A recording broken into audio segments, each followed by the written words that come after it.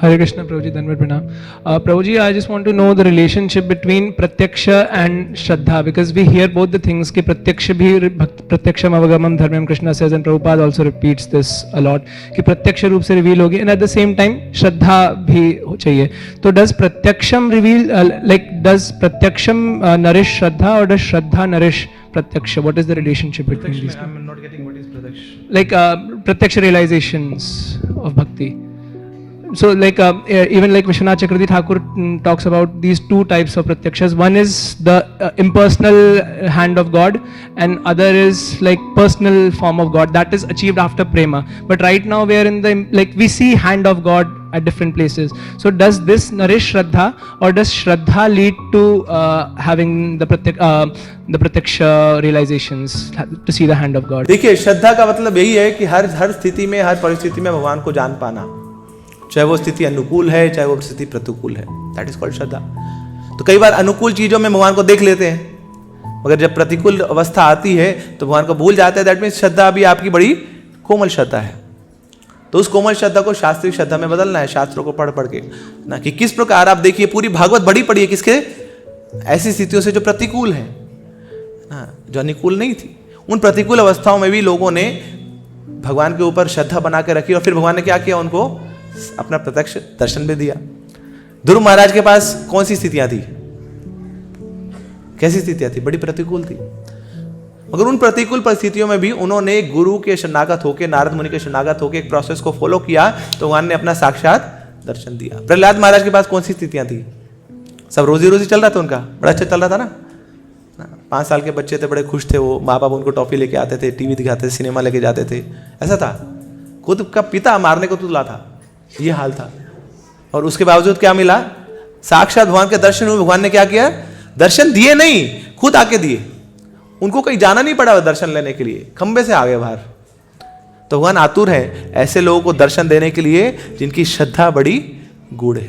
तो एक स्थान पे बैठे बैठे हम कृष्ण को प्राप्त कर सकते हैं, कहीं जाने की आवश्यकता नहीं है, प्रोवाइडेड यहाँ पे हम कृष्ण के प्रति ऐसे शरणागत हों और ऐसी श्रद्धा डेवलप करें, तो वो श्रद्धा आकर्षित करती है कृष्ण को. इसलिए भक्ति सिद्धांत महाराज बोलते हैं, भगवान को देखने का प्रयास मत कीजिए.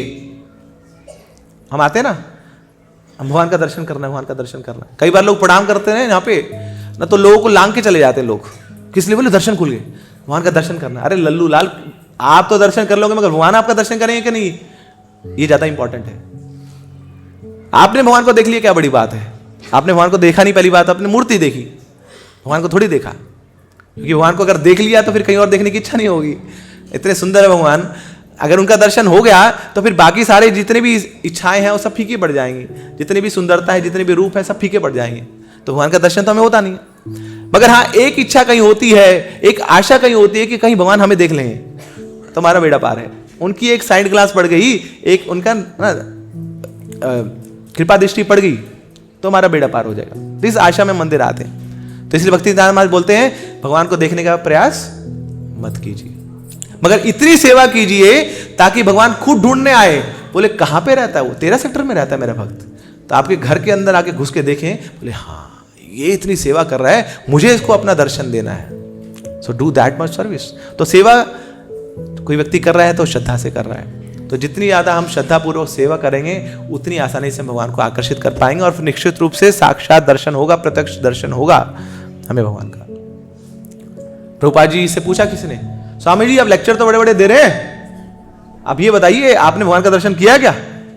तो लेक्चर चल रहा था, वो क्वेश्चन ना हाथ खड़ा करके बीच में खड़ा होकर पूछा था. प्रभुपाद जी बोले तुम बैठो. बोले क्यों बैठो, मैं क्वेश्चन पूछूं.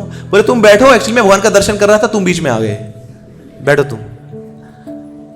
तो जो नित्य सिद्ध वैष्णव हैं उनको तो स्वतः ही हर क्षण प्रतिक्षण भगवान का दर्शन होता है. एक्चुअली में भगवान को कभी भूलते नहीं है. दर्शन तो वो करेगा ना जो भूलेगा, जो इसने कभी भूला नहीं, नित्य रूप में उनके साथ है भगवान, तो फिर दर्शन क्या करना उनका. तो हर क्षण प्रभुपाद जी एसोसिएट करते थे भगवान को, कभी भूलते नहीं थे. स्मर्तव्यम सततम विष्णु विस्मर्तव्य न जातु चित्त. तो ऐसे भक्त को तो भगवान हमेशा संग में रहते हैं. क्यों रहते हैं, क्योंकि श्रद्धा है. श्रद्धा बड़ी जरूरी है. एक कथा मुझे याद आ रही है. एक व्यक्ति था, वो भगवान के विग्रह लेके आया, तो दिन रात सुबह शाम उनकी पूजा करता था, अगरबत्ती दिखाता था, फूल चढ़ाता था. तो हृदय में कुछ इच्छा थी कि जॉब लग जाए, धन आएगा, मैं तो बड़ा मंदिर बनाऊंगा, ठाकुर जी आपके लिए भी बड़ा मंदिर बना दूंगा, अपने लिए बड़ा घर बना दूंगा। तो इच्छा थी, मगर सालों साल बीत गए, कुछ हो नहीं रहा। तो एक दिन तो अल्टीमेटम दे दिया, बोले कुछ कर दो नहीं तो मैं आपके साथ कुछ कर दूंगा। तो भगवान को बोल दिया। अब ठाकुर जी तो सुन लिया उसकी बात, सुन तो लिया मगर करे कुछ नहीं, वैसे ही चलता गया जैसे चलता गया था, स्टेटस को मेंटेन हुआ। अब इसने तो ठान ली, बोले कुछ नहीं करते ये लोग ना, इनको डालो अंदर। तो उठा के विग्रह को उठा के अलमीरा में डाल दिया। बोले कोई भोग नहीं लगेगा इनको, कोई खिलाएगा नहीं कुछ। फिर अगले दिन क्या हुआ कि वहां पे अगरबत्ती उसकी बीवी जला रही थी, तो एकदम से गया और वहां पे जाके जो उसका कब्बर्ड था, वहां पे जो विग्रह थे लेटे हुए थे, उनकी नाकों में रुई डाल दी। बोले सूंघना भी नहीं चाहिए इनको, कोई फायदा है नहीं इनका, यहां पे हम अगरबत्ती दिखा रहे हैं, मजे ले रहे हैं, कर कुछ रहे। तो ये देख के अब भगवान हंस दिए वहां पे अपने धाम में, और भगवान बोलते मैं जा रहा हूं। तो लक्ष्मी पूछते हैं कहाँ जा रहे हो आप? बोले अरे मैं भक्त पुकार रहा है मुझे। बोले भक्त पुकार रहा है, वो भक्त है तुम्हारा? अरे हाँ भक्त है, बहुत बड़ा भक्त है वो। बोले वो भक्त तुम्हें अलमीरे में नहीं डाल दिया? अरे बोले ऐसे भक्त मिलते कहाँ हैं जो मेरे को विग्रह रूप में मानते हैं। बोले मानते हो तो अलमारी में डाल रहा है। अरे तभी तो मान रहा है, तभी तो नाक में डाल रहा है। वो मुझे मानता है, मुझे मानता है कि मैं वहां पे हूं और मैं सोया हुआ हूं, कुछ कर नहीं रहा, मगर मेरे को वो मानता है। इतनी श्रद्धा है उसकी, वो मेरा शुद्ध भक्त है, मुझे जाने दो उसके पास। तो ये श्रद्धा है ना, कि बेशक भगवान आप मुझे दिख नहीं रहे ना, मेरे काम नहीं बन रहे, मगर आप हैं। हर स्थिति में भगवान को परसीव कर पाना, दैट इज कॉल्ड श्रद्धा।